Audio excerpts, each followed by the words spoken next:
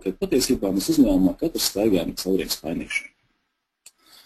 Tie spainītī, mēs varot biznesu, kad spainītī līdz naudu, tas ir ūdens, un viņš vienlaicīgi tak arī ārā. Un tā mēs cauriem spainīšiem staigājam. Tajā brīdī, kad naudiņa tak, vai ūdens tak ātrāk no spainīkā līdz priekšā, mums vienā brīdī spainīts ir tukšs, un tad mēs sākam reformas.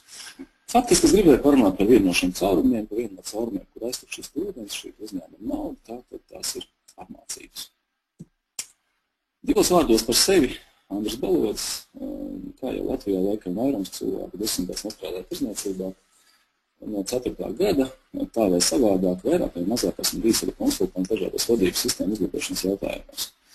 Esmu novadījis gan ISO projektus, gan arī klasiskos procesu uzlabošanas projektus, auditējis uzņēmums Latvijā, visā Baltijā. Bija iespēja arī ieskatīties valsts pārvaldes sistēmās, kā viņas funkcionē, veicot funkcionālos audits vēl godam laikām, novērst to, kas tagad ir slavens. Katrā ziņā tāds ieskats par to, kā cilvēki iedarbojas organizācijās un kā viņi sasniedz un izsasniedz rezultātu, ir izveidojies. Kā jau pieteikumā es arī faktiski rakstīju, tā esence, ko es gribu pateikt, ir viens no kvalitātes guru Edvards Demijs, kas ir pazīstams kā cilvēks, kurš iesāka Japāņu kvalitātes revolūciju pasaulē. Viņš teica, ka 94% problēma uzņēmumā rodas nevis no cilvēku kļūdām, bet no nepareizes sistēmas, no nepareiziem mērķiem, nepareizes motivācijas, nesakārtotiem procesiem, neesošas kontrolas sistēmas un tā tālāk. Tātad no vides, kas faktiski ļauj vai neļauj cilvēkam darīt pareizi savu darbu. Ja es projicēju šo apgalvojumu uz tiem uzņēmumiem, kuras esmu bijis Latvijas uzņēmumos un organizācijās, tad mans novērojums ir, ka tas, kā tiek tērēta nauda uzlabojumi, patiesībā ir pilnīgi pretēji. 80% gadījumu uzņēmumu labprāt un ar prieku māca savus darbiniekus, un tikai 1/5 daļa aptuveni ir tā, kas aiziet sistēmas uzlabošanai, tiešām kā mums darīt labāku darbu, nevis kaut kur atraut no mūsu biznesa, bet tieši konkrēti mūsu biznesā. Tas tad ir sākums jautājums, uz kuras ir beigās mēģināšu rast atbildi. Bet, lai mēs tā raiti iet uz to, es nenogurdināšu jūs ar daudz bullet pointu tekstiem, es stāstīšu 3 stāstus. Tas pirmais stāsts būs par to, kā cilvēks kļūst par meistaru. Kā viņš kļūst par cilvēku, par kuru darbu tiek maksāta nauda, kas tiek atalgota. Drusku izskatīsimies, kas ir darbinieks organizācijā, un atkal stāsts par to, kas ir šis cilvēks, kas ir šis darbinieks, un kas ir viņa pievienotā vērtība, un kas ir viņa loma organizācijā. Un trešais stāsts par to, kas notiek mācībās, kas notiek brīdī, kad cilvēks dodas uz mācībām. Pirmais stāsts. Kā cilvēks kļūst par meistaru?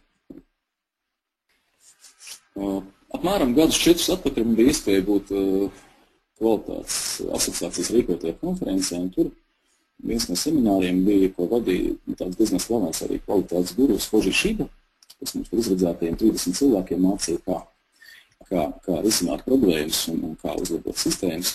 Un viņš izteica absolūti lielisku, manuprāt, formulu, kā cilvēki kļūst par meistariem, kā viņi mācās. Un tas pirmais solis vai pirmais līmenis ir, kad mēs kā cilvēki, kas mācās, mēs saņemam informāciju, kas tiek interpretēta, rezultātā mēs iegūstam zināšanas. Klasiski tas kā mūs māca skolā. Tātad mēs ticam visam tam, ko mums saka, to, ko mēs nesaprotam, to mums paskaidro, gala rezultātā mums ir zināšanas. Bet, ja mums ir tikai zināšanas, tad patiesībā to mēs vēl nevaram izdarīt darbu, un nebūtu kādam vērtīgi patiesībā. Tāpēc ir otrais solis. Tas ir brīdis, kad mēs šīs zināšanas mēģinām pielietot. Un pielietot zināšanas mēs iegūstam pieredzi. Un tad nāk prātā uzreiz anekdota par Ezīti, kurš nokāpa no kaktus un teica, ka kļūdīties cilvēcīgi. Un tieši tā arī ir, ka pieredze var būt gan ar pluszīmi, tad mēs saucam par pozitīvu pieredzi, vai negatīvu, tad mēs sakam, nē, tas tā kā nebija īsti labi. Un, ja mēs atkal reducējam šo te pieeja uz mūsu ikdienas dzīvi, kā jau patiesībā ir. Tu bērnam saki, neēsties kaut kā, ka viņš ir karsts. Un tad 100 punkti, viņš gribēs pielikt to pirkstu klāt, apdedzināsies. Aha, tiešām man nemalo, jā, tāpēc iegūst pieredzi, un es Es kļūstu gudrāks, es mācos, es kļūstu neizturīgāks tajā ķēzbā. Bet tas arī nav viss. Tas trešais līmenis, vai trešais solis ir, kad es šo pieredzi regulāri pielietoju. Pielietoju viņu no reizes uz reizi, un es iegūstu prasmes. Ja? Tad es iegūstu prasmes kaut ko darīt labāk nekā citu. Paskatāmies, jebkuru no mūsu bērnu hobijiem, vai tas būtu mācīties kādu mūzikas instrumentu, vai varbūt spēlēt kādu sporta spēli. Tieši tā mēs arī mācāmies. Mums ir treneris, kurš mums dod informāciju, mēs pamēģinām vienreiz, pamēģinām otrais, pamēģinām trešoreiz. Mums sanāk arvien labāk, arvien labāk un labāk. Gala rezultātā mums ir prasme. Labi slidot, skaisti spēlēt instrumentus, skaisti dziedāt, vai darīt ko citu. Un tāpēc gan šo formulu nepārcelt arī patiesībā uz to, ko mēs darām mūsu ikdienā. Ja mēs pavadām, ja mēs tā paņemam, ka cilvēks beidz skolu 20 gados, vai 20 gados trijos, viņš sāk kaut ko darīt, tad faktiski mēs jau patiesībā mācāmies tieši tāpat. Mums ir zināšanas, kas mēs esam ieguvuši, mums ir pieredze, kā šīs zināšanas izmantot. Mēs regulāri pielietojam, un mēs kļūstam prasmīgi, mēs kļūstam par meistariem. Un prasmes ir tās, kas veido šo meistaru. Ja? Tās ir tās, ar kurām mēs varam nopelnīt naudu. Tas tāda vienkārši formula, kā cilvēki mācās. Otrs stāsts. Otrs stāsts ir par to, kas ir darbinieks organizācija, un te laikam mums būtu jāpaskatās druskuļi kaut ko Dainis teica, kā cilvēks miedarbojas ar sistēmu, vai patiesībā, kas tad ir darbinieks organizācijā. Nu, tie varētu būt mēs vai kāds cits cilvēks. Patiesībā mēs nestrādājam vieni, mēs strādājam kopā ar citiem cilvēkiem. Tad cilvēki ir varbūt sākumā mazāk, pēc tam viņi paliek ar vien vairāk, un beigās mums ir diezgan daudz cilvēku, kas miedarbojas. Ja? Mēs viens ar otru miedarbojamies tā vai savādāk, mēģinam radīt vērtību uzņēmumu. Tātad šī miedarbība ir obligāta, tāpēc, ka patiesībā mums ir jārada vērtība ķēdē, tad mums vajag miedarboties. Mēs varam paskatīties uz darbinieku kā uz sistēmas elementu. Tad tas elements, kas ir vairāk vai mazāk statisks, bet to dinamiku sistēmai piedod mūsu miedarbību, mūsu spēja sastrādāties, izmantot viens otras stiprās puses, tad izdarīt darbu un padot tālāk, un vēl beigās mums ir vērtība. Tas ir sistēma, kā viņa funkcionē. Protams, ka ja mēs skatāmies uz reālu uzņēmumu, tad tā miedarbība nav haotiska. Viņa faktiski ir strukturēta. Viņa ir strukturēta darbības secībā, ko mēs saucam par procesiem, ja, tātad, kas iet pāri struktūra vienību robežām. Ja, tad mums ir svarīgi no sākuma nokļūt līdz beigām, ja, un radīt šo pievienoto vērtību uzņēmumu. Tātad elements plus miedarbība rada vērtību. Paskatāmies, kā notiek dzīvē vai kā notiek dabā. Cilvēki spēti, cilvēku smadzeņu darbību konstatējuši interesantu lietu, kad izrādās, ka smadzeņu šūnu skaits mūsu galvā faktiski nemainās. Viņš vairāk vai mazāk ir viņš ir tas ir skaits nemainās. Un tajā brīdī, kad cilvēks mācās, kas notiek ar mūsu smadzenēs veidojās saites starp šiem neironiem, starp smadzeņu šūnām. Un jo mums vairāk ir šo saišu, jo mēs esam gudrāki. Tad būtībā mūsu gudrība, kā cilvēka gudrība, nav atkarīga no tā, cik mums ir šo šūnu, vai cik viņas ir lielas, vai cik viņas ir kvalitatīvas, vai cik viņas ir ziņošas, bet gan no spējas miedarboties. Tātad, respektīvi, ja būtu otrādi, ja būtu no šūnām atkarīgi šī, teiksim, mūsu gudrība, tad droši vien mēs varētu spriest viens par otru gudrību, pēc tā, cik mums ir liela galva. Ja lielā galva, ja cilvēks ir gudrāks, ja galva ir mazāk, tad kā viņš nav gudrīgs, tā kā viņš nav tik gudrs. Ja katrā ziņā, tad, respektīvi, šajā gadījumā sistēmas efektivitāte vai vērtība veidojās nevis no elementu kvalitātes, bet gan no viņa spējas miedarboties. Otrs piemērs no mūsu ikdienas dzīves, tad man pašam personīgi ļoti patīk hokejs, ko es arī spēlēju. Un, ja mēs paskatāmies, ar kuru komandas spēli patiesībā, un atkal tur ir elementi, kas miedarbojās un rada rezultātu. Un es domāju, ka ir ļoti daudz piemēru tam, kad varbūt komandas, kurās nav izteiktas zvaigznes, kopā spēja radīt tik lielisku rezultātu, ka pretīm zvaigžņoties sastāv vienkārši neko nespēja izdarīt. Ka reizēm tomēr pat ne reizēm, bet lielākoties šī komandas spēj sadarboties, ir daudz lielāku vērtību, un ir daudz lielāku vērtību nekā atsevišķu zvaigžņu, teiksim, šī uzvedība konkrētajā sistēmā. Atgriežamies atpakaļ pie bildes uz organizāciju. Ja mums ir organizācija, kā mēs minējām, mēs strādājam, mēs veicam zināmu darbu, tādu procesu ietvaros, un mēs varam šo pašu projicēt arī uz šo mūsu organizāciju, uz mūsu sistēmu, uz mūsu darbu, tad mēs iedarbojoties veidojam sistēmu. Sistēma rada vērtību. Bet sistēmas vērtība rada nevis atsevišķi tās elementi, bet gan to iedarbību. Tad, respektīvi, lai mēs sasniegtu uzņēmumā rezultātu, mums ir jāīsteno procesu. Kas notiek, ja mēs paskatāmies tikai uz vērtību radīšanas ķēdi? Mēs pieņemsim, noņemam nost visus tos liekos cilvēkus, kas mums nav vajadzīgi. Ja? Mums ir tikai tie cilvēki, kas rada vērtību. Pieņemsim, mums ir divi procesi, process A un process B. Ko mēs redzam? Mēs redzam, ka patiesībā darbinieki ir sakārtot ķēdēs. Ja? Tad katrs zina savu darbiņu, viņš padod darbiņu tālāk, tas kaut ko izdara darbiņu, viņš padod tālāk, vai tas būtu produkts vai pakalpojums, gada beigās, tad mums ir klients, kas saņem vērtību, dod organizācijai naudu.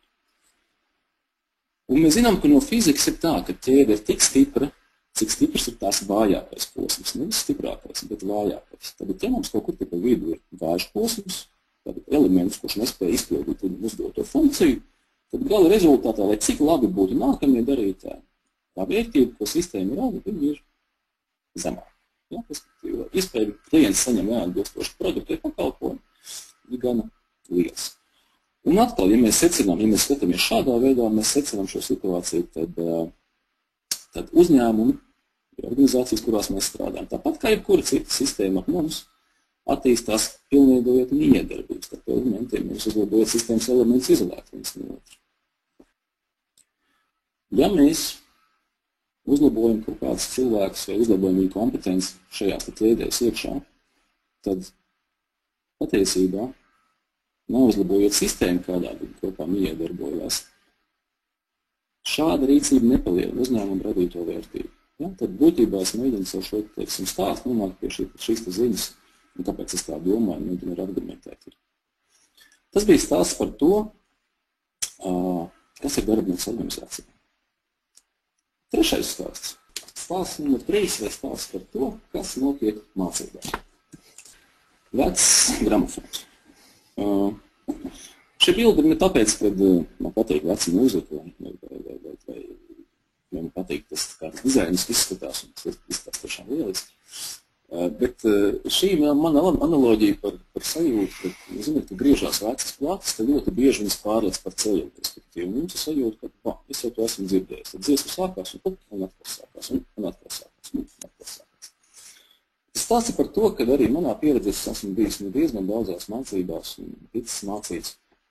Un mans piemērs vai stāsts būs par vienu no kompānijām, kur man bija iespēja 3 gadus no vietas piedalīties un redzēt, kā mācās pārdošanas komanda. Un jāsaka godīgi, ka visus tos 3 gadus tie cilvēki, viņi runāja viens un tās pašas lietas, viņi kļūdījās uz tiem pašiem piemēriem, viņi uzvedās precīzi tāpat, un precīzi tāpat atbildēs visiem sākuma jautājumiem kā tālāk. Kurs tiešām bija lieliski un cepur nost lektoriem, bet tā sajūta, ka gads ir pagājis un tas nav mainījies. Tie cilvēki ir tieši tādi paši kā pirms gada, un viņi arī, faktiski arī nākamajā, tajā 3. gadā, viņi par kāpēk nebija labāki. Tas man pamudināja, drusciņi sāk domāt, kas tad šeit patiesībā notiek. Un kas tad notiek mācībās? Paskatāmies atkal uz mūsu bildes, ko sistēmu, kas mums rada vērtību. Mācībās mēs izņemam cilvēkus ārā no sistēmas un noliekam kaut kādā smukā vietā. Nosēdinām viņus pie galdiem, sasēdinām krēslos, uzorganizējam tāfu un noliekam lielisku lektoru priekšā. Ko mēs izdarām? Mēs numur 1, mēs izraujam cilvēkus no sistēmas, nozīmē, ka sistēma nerada vērtību tajā brīdī. Nu labi, ar to mēs varētu samierināties, varbūt mēs pastrādāsim vairāk pirms tam vai pēc tam. Un mēs tagad noliekam viņus lektoru priekšā. Paskatāmies uz to, kā mācās cilvēki. Numur 1. Zināšanas. Jā, ir jauna informācija, ir lieliska interpretācija, atraktīva un svaiga un tiešām lieliska. Un tie cilvēki, kas sēž šo sistēmas cilvēki, viņi iegūst zināšanas. Ar to viss būtu kārtībā. Numur 2. Modernās apmācības saka, jā, nepietiek tikai klausīties, vajag veidot iemaņas, mēs mēģināsim trenēties. Mēs mēģināsim spēlēt lomu spēles, mēs mēģināsim teorētiski kaut kādus piemērus, mēs mēģināsim taisīt stratēģiju, mēģināsim plānot projektus teorētiski. Kaut kādus 6 projektus